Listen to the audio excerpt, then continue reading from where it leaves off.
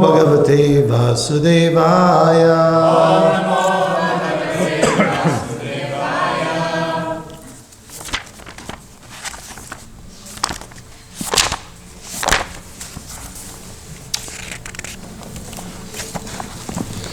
Eshavai Lokapalanam Vibhartyekas Tanau Tanu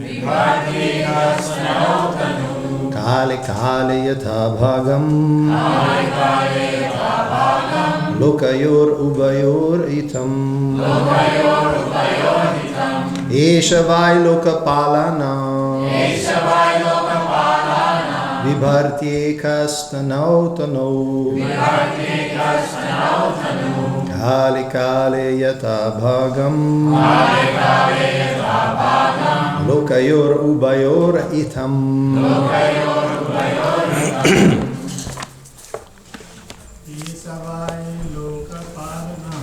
Eshavai Lokapalanam Vibhartyekas Tanau Tanu Kale Kale Yatha Bhagam Lokayor Ubayor Hitam Eshavai Lokapalanam Vibhartyekas Tanau Tanu Kale Kale Yatha Bhagam Lokayor Ubayor Hitam Vaishnavis. Eshavai Lokapalanam Vibhartyekas Tanau Tanu Kale Kale Yatha Bhagam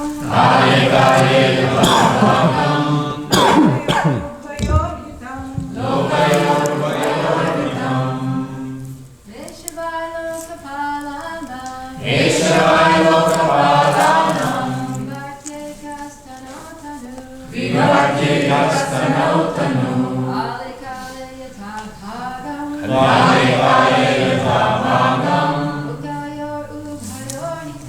Lokayor Ubayor Hitam Eshaha, this king, I certainly, Lokapalanam,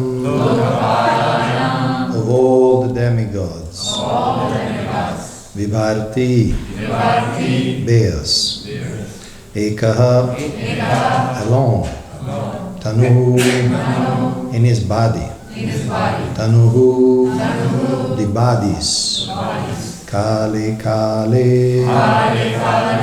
in due course of time, Yatha, according to, Bhagham, proper share, Lokayo, of planetary systems, Ubayo, both, Hitam, welfare.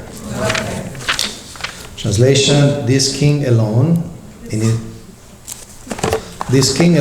his own body, will be able, in due course of time, to maintain all living entities and keep them in a pleasant condition by manifesting himself as different demigods to perform various departmental activities. Thus, he will maintain the upper planetary system by inducing the populace to perform Vedic sacrifices. In due course of time, he will also maintain this earthly planet by discharging proper rainfall. Purport by Srila Prabhupada. The demigods in charge of the various departmental activities that maintain this world are but assistants to the Supreme Personality of God. When an incarnation of God descends on this planet, demigods like the sun god, the moon god, or the king of heaven, Indra, all join him. Consequently, the incarnation of Godhead is able to act for the departmental demigods to keep the planetary systems in order. The protection of the earthly planet is dependent on proper rainfall. And as stated in Bhagavad Gita and other scriptures, sacrifices are performed to please those demigods who are in charge of rainfall. Annad bhavanti bhutani parjanyad anna sambhava yagyad bhavati parjanyo yagya karma samudbhava. Quote, all living bodies subsist on food grains which are produced from rains. Rains are produced by performance of yagya, sacrifice, and yagya is born of prescribed duties. Unquote. Bhagavad Gita 3:14. Thus, the proper execution of yagya, sacrifice, is required. As indicated herein, King Prithu alone would induce all the citizens to engage in such sacrificial activities so that there will be no scarcity or distress. In Kali Yuga, however, in the so-called secular state, the executive branch of government is in the charge of so-called kings and presidents who are all fools and rascals, ignorant of the intricacies of nature's causes and ignorant of the principles of sacrifice. Such rascals simply make various plans which always fail, and the people subsequently suffer disturbances. To counteract this situation, the Shastras advise Harir Nama Kevalam Kalu Nashteva Gatiranyataha. Thus, in order to counteract this unfortunate situation in government, the general populace is advised to chant the Mahamantra Hare Krishna, Krishna Krishna, Hare Hare, Hare Rama, Rama Rama, Hare Hare.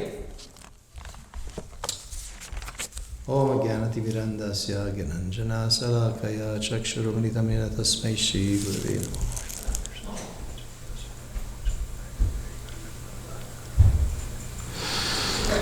Namo Vishnupadaya Krishna Vestaya Bhutale Shrimade Bhakti Vedanta Swamini Namine Namaste Saraswati Devi Gauravani Pracharine Nirvishesha Shunyavadi Paschatya Deshatarine Vanchakalpa Tarubhyascha Kripa Sindhuve Vacha Patitanam Pavanebhyo Vaishnavibhyo Namo Namah. Translation again, if you like to repeat. This king alone,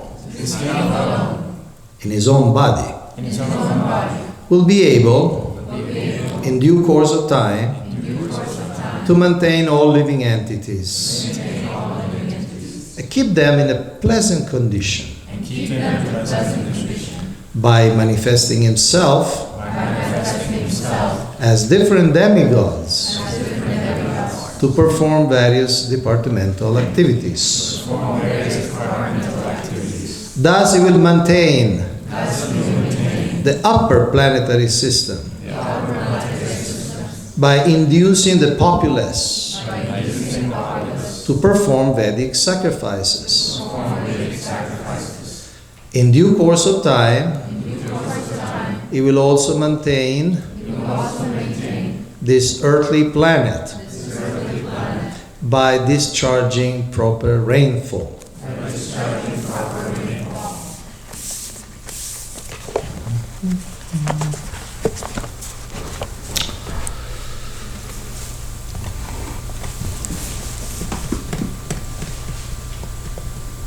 King Prithu is Shakti Avesha, Avatara,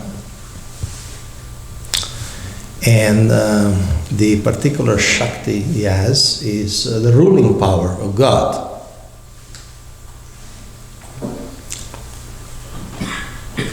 And he engaged people in yagya. Now this yagya, according to the ages, take different forms. The principle of yagya remains the same, but it takes different form. And here at the end, Srila Prabhupada says, he speaks about the pitiful situation in terms of lack of knowledge in the government and different political leaders. We heard a lot. He used the word rascals twice. Kings and presidents were all fools and rascals. Such rascals simply make various plans. And so then they say to counteract the situation, then in the government, the general populace is advised to chant the Maha Mantra, which is very interesting because it's really a decentralization of the Yagya principle.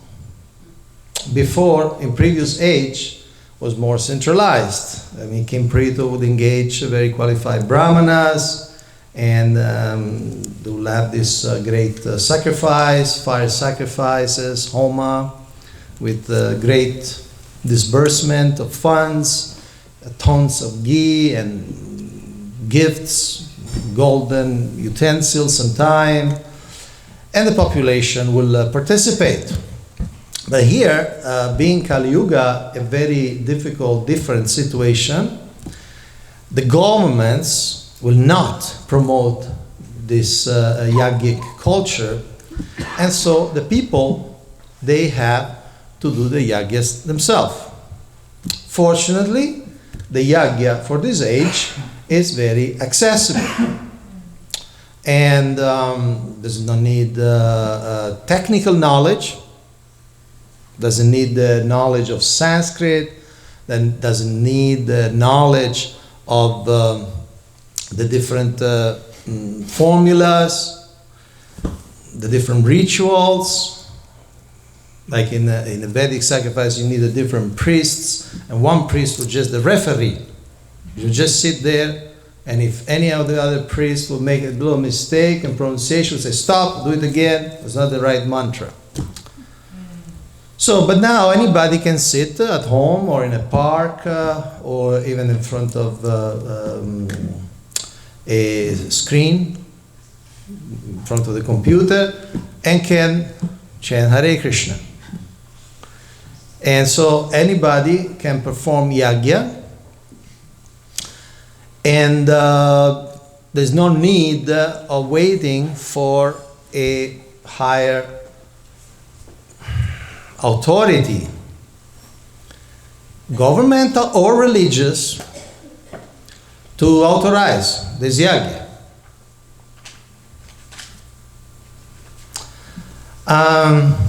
This, of course, creates tension even within the religious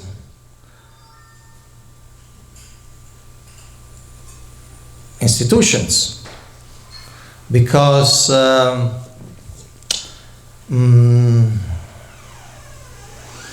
religious institutions are often focused on maintaining or protecting or expanding their own power and influence. But the Sankirtan movement, to a certain extent, doesn't need institutional authority to be performed. In one sense, I'm saying in one sense, it's a qualified statement. Like Srila Prabhupada clearly said, our program is to make every home a temple. Every home a temple. Srila Prabhupada says, for instance, in the third canto, every householder should preach from home, should invite people to his home, and chant Hare Krishna, discuss the books. Lord Chaitanya told the Kurma... This mic. Sorry? This mic closer to the mouth. This mouth closer to the mouth. Because you touched it, the other mic. So. Thank you.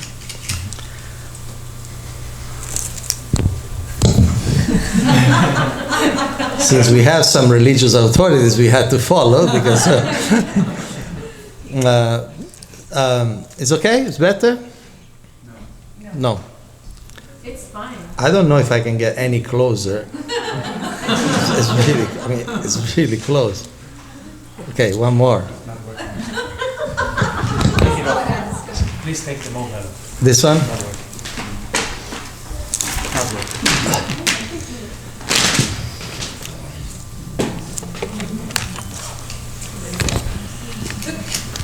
Sorry for that. No problem. You want to tape it directly on my face?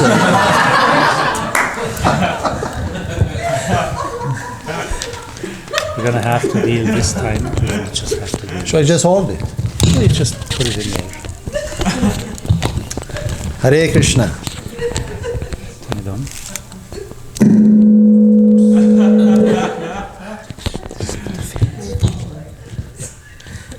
Okay, turn So it on. Yagya is generally simple in this village.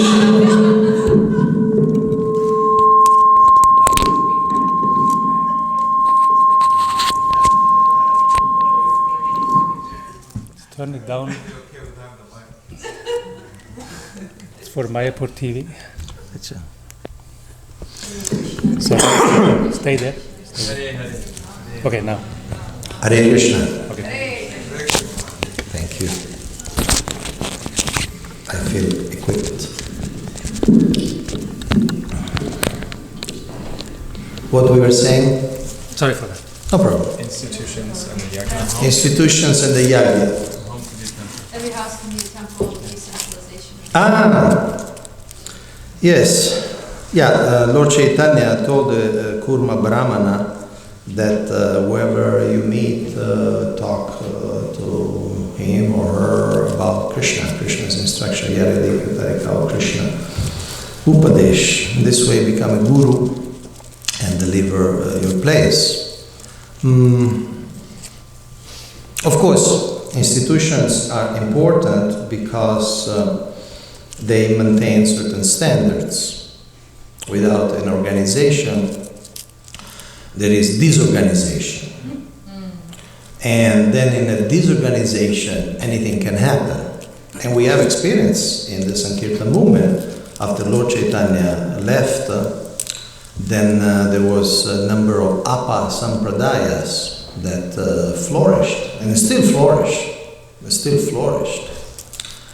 And of course, they themselves often institutionalize or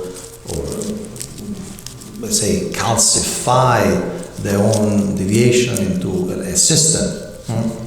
But an institution, an organization is important because that is what maintains the standards.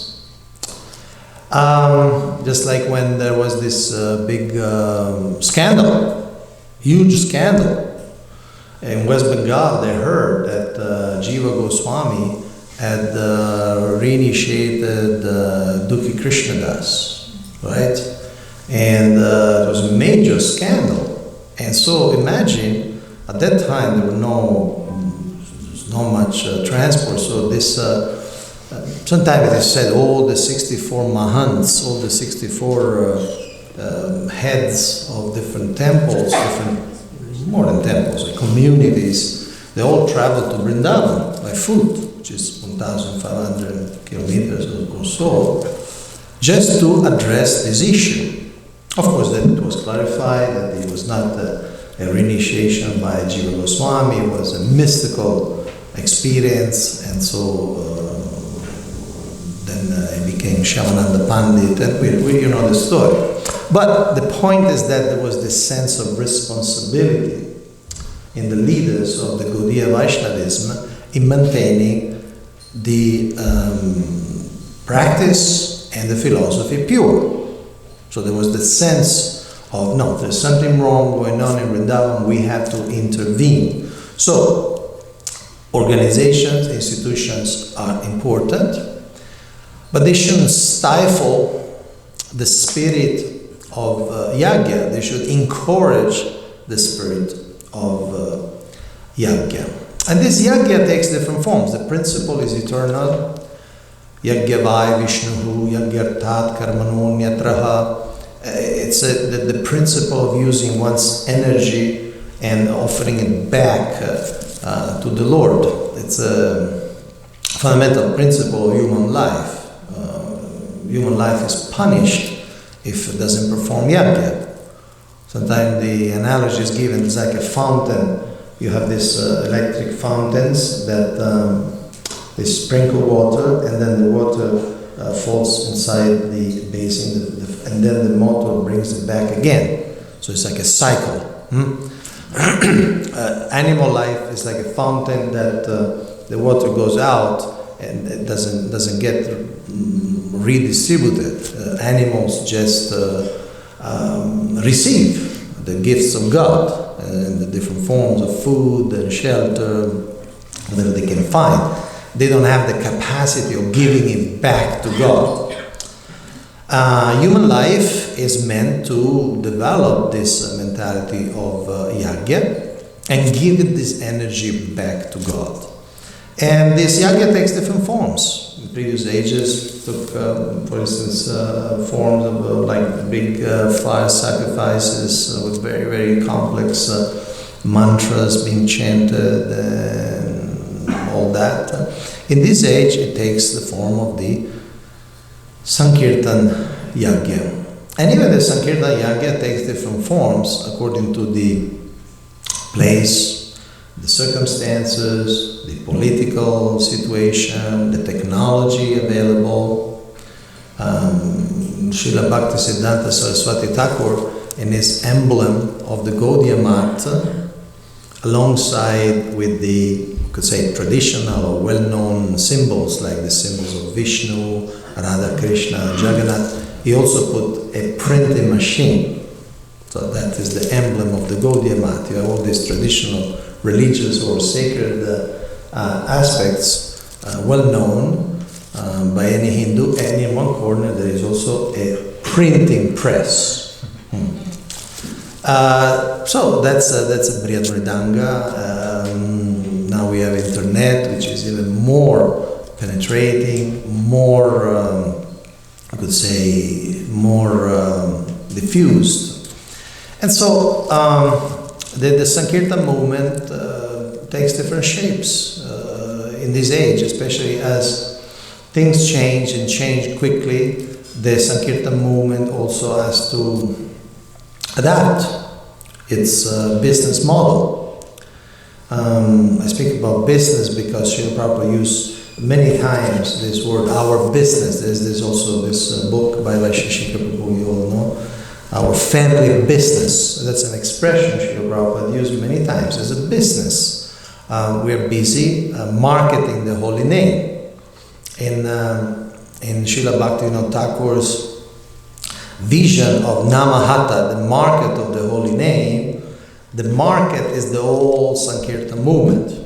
Generally in the West, when we say Namahata, we mean some congregational programs, somebody's house. But in the concept of Bhaktivinoda Thakur, Namahata was the whole market and all marketing operations. And he distinguished into three aspects of this market. He said there are the bazaar, which would be like a huge shopping mall where you can find everything. And that's compared to the great dhams like Vrindaban, Mayapur, New Vrindaban, where you find all sorts of devotional service, all sorts of devotees, senior association. That's like a bazaar in Bhaktivinoda Thakur's terms. You come here, you find deity worship, you find many cow protection, you find art, you find so many aspects of devotional service. Then there is what they call the shop. Shop meaning the house of a devotee. And just like in a grocery shop, you may not find the latest computer or the most advanced gadgetries, but you find the essentials for life. You find your milk, you find your bread, candles, matches, soaps, detergents, whatever you need for your household maintenance. So similarly, in the house of a devotee, any devotee, you find the holy name, you find samprasad, you find good association, you find the Bhagavatam, you find the philosophy, you find some deity worship, some remembrance of the form of the Lord. So that's considered in Bhakti Vinod scheme the shop. And then you have the traveling salesmen, itinerant preachers. They don't have a shop, they don't have an outlet, but they bring the holy name, they sell the holy name wherever they go. So he had these three divisions. So for leaders it's very important to analyze what's our business model. And the business model changes according to our audience, according to the economy we face, according to the politics, the political system, according again to the technology, the means at our disposal. And because the world changes very quickly, we need to consider our business model very, very seriously. Because it's very easy in this climate to become obsolete, to become anachronistic, to become surpassed by other companies. Those who study business study, for instance, the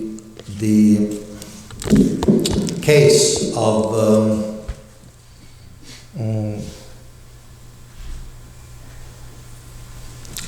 Blockbuster, no? I mean, many of you from America, they grew up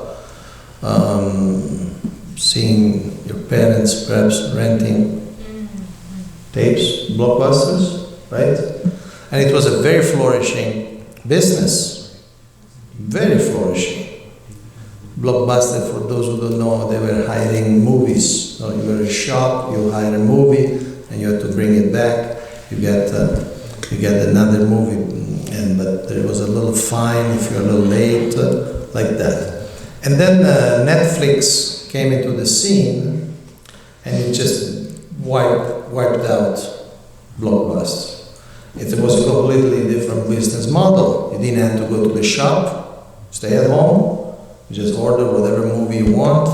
And ironically, the beginning, I think in 2001, Netflix offered itself to Blockbusters. And Blockbuster didn't want to buy it. At that time it was only $10 million.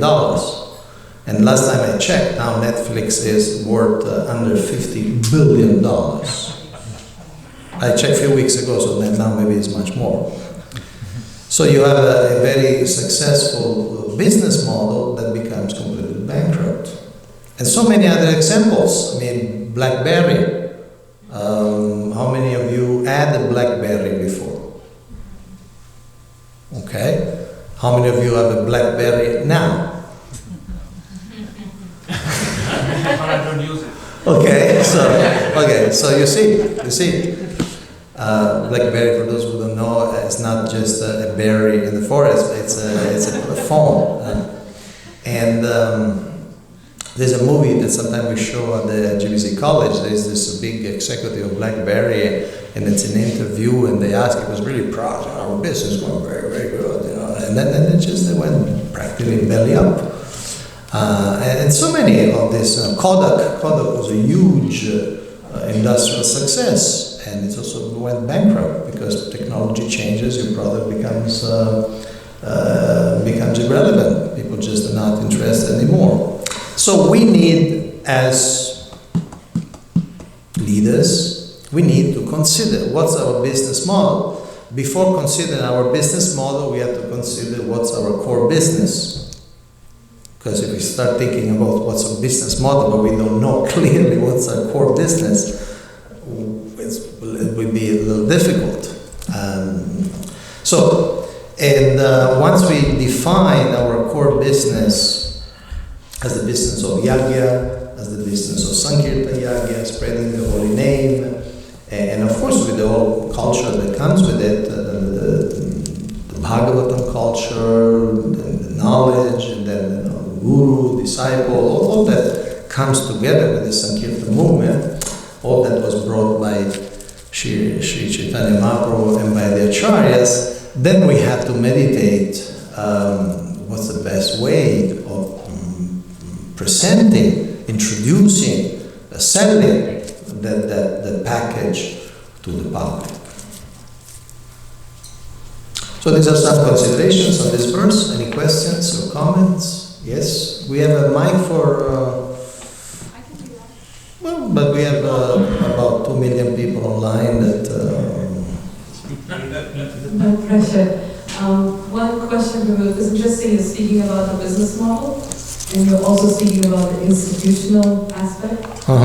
Because just a few days ago, I read in the Wall Street Journal that, and it's interesting, was there that the nuns are the fastest growing religion in the United States. The nuns, yes. Yeah, the nuns, and like religion in this country has declined from 75 to 65%, and by 2035 they predict like there'll be no religion kind of thing. That's what they're predicting. Their models are like that.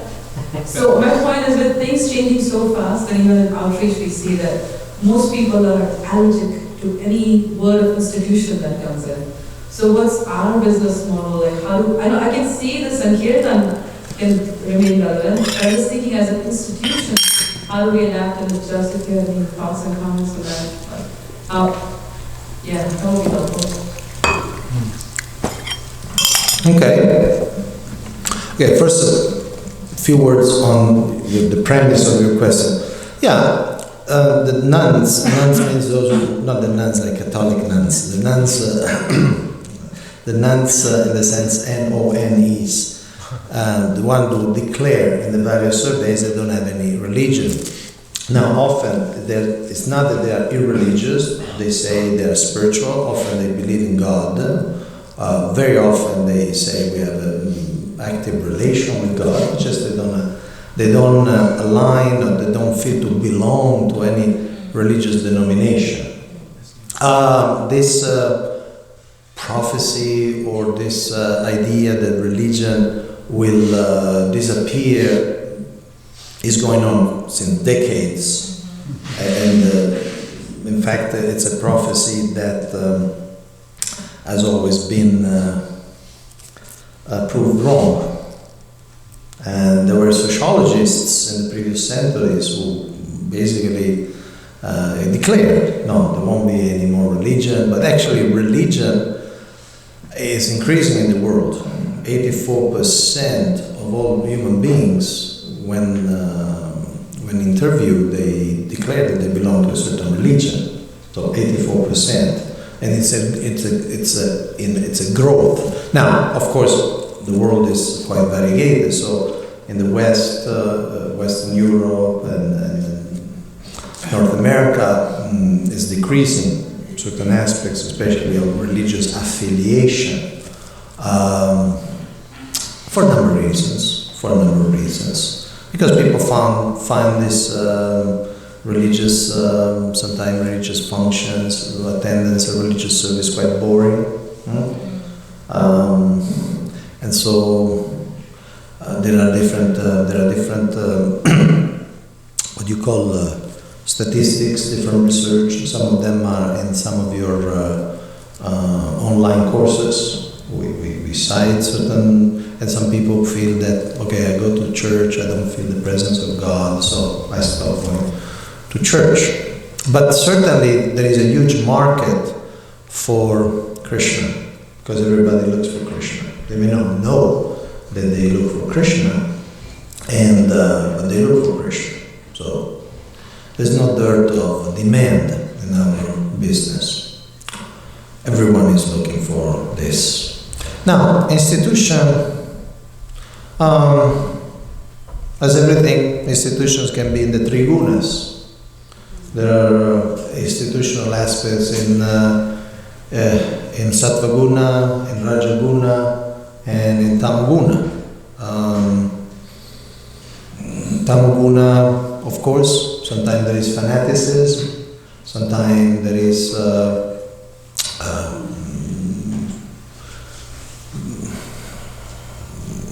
some sort of exclusivism. Sometimes there is some form of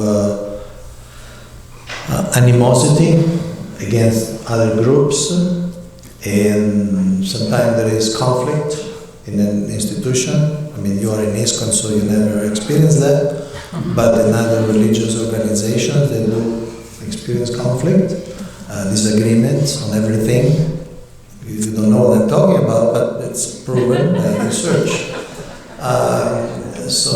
Then there is passion, there's politics, power politics, there is carrierism, people want position, want influence, want to control others, want money, want respect, want distinction, and so certainly those are not very attractive elements of a religious institution. But in Sattvaguna, there is also a community, we could say, where people manifest divine qualities. Samo, Dhammas, Tapo, Socham. People can see, oh, these people are clean. Clean in their behavior, clean in their language. Nowadays, to find somebody who doesn't use profanities or scurrilous language is a rarity. It's a rarity. So when people interact with somebody who doesn't swear, it's already, wow, this person is special. Just because it's not swearing, no? And so people were clean in habits, clean in thoughts, empathic, compassionate, helpful, tolerant, holistic, appreciating others, and gentle, giving. So when you see a community of these people, you might want to be open to say, okay, what keeps them together, what keeps them organized, what keeps them institutionalized. So institutions can also be very, very attractive. Depends on the gunas that we manifest. As an institution? Also, yeah. Depending on the type of people we produce.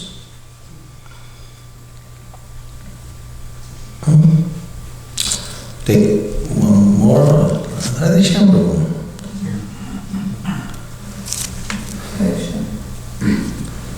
My question was about how the institution and inspiration can be wedded together. Like we find inspirational, charismatic preachers.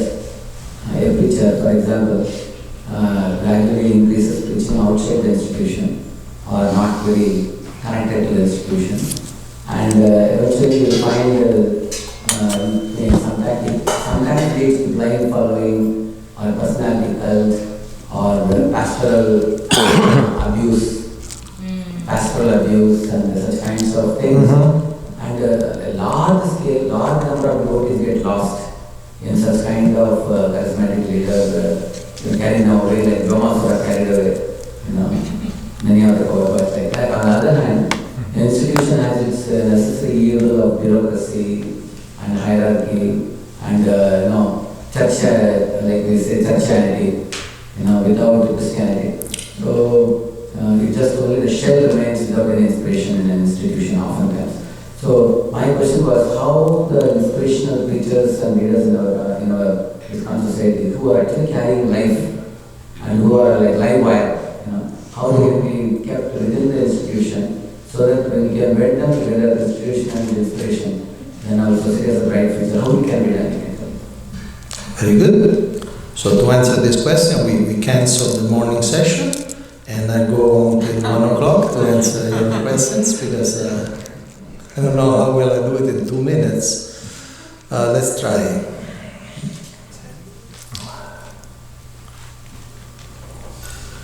There are a number of premises that on which your question is based, and these premises might need further exploration. Like for instance, when you say there is a charismatic preacher and he preaches outside the society. Preaching, almost by definition, is outside the society. And second, it says, is the person who preaches on behalf of the society can by definition be outside of the society? So you're traveling, today you travel back to India, right? You'll be on an aircraft, right? Are you outside the society because you're in an aircraft? I'm inside. Inside the society and inside the aircraft. Aligned with. Yeah, so you remain a ISKCON representative, a very loyal ISKCON representative. Even when you go outside the boundaries, obviously, of an ISKCON premise, right? So again, it's a loyal preacher, is a loyal follower of Srila Prabhupada, who innovates, who goes out physically, goes out in different fields of preaching, or in the internet, and he presents the message, maybe in a particular form, in a particular fashion. Is he outside ISKCON? Anything can go bad. Not only innovators go bad. Also, sometimes conservatives go very bad. We have experience in India, for instance, in Bangalore, that was a very institutionalized thing, a very big temple, and then the whole thing went outside. And pastoral abuse is not an exclusive province or monopoly of charismatic preachers. Pastoral abuse happens also among a very established conservative type of situation, institutional situation, temple presidents and so on. In fact, statistically, we may find it is more in those circumstances. So there are certain premises in your question which I humbly suggest you explore more deeply, because every word you said has a lot of meaning, a lot of potential for being defined in one way or another. To conclude, because I'm supposed to finish at 8, I'm supposed to finish, 10 seconds ago? But I need to say something. Inspiration institution does not have to be mutually exclusive. An institution, when it's healthy, promotes inspiration, promotes creativity. Srila Prabhupada writes in the first canto that the expert devotees always find novel ways to get Krishna consciousness attractive, relevant to the population. So it's not a fact that institution has to be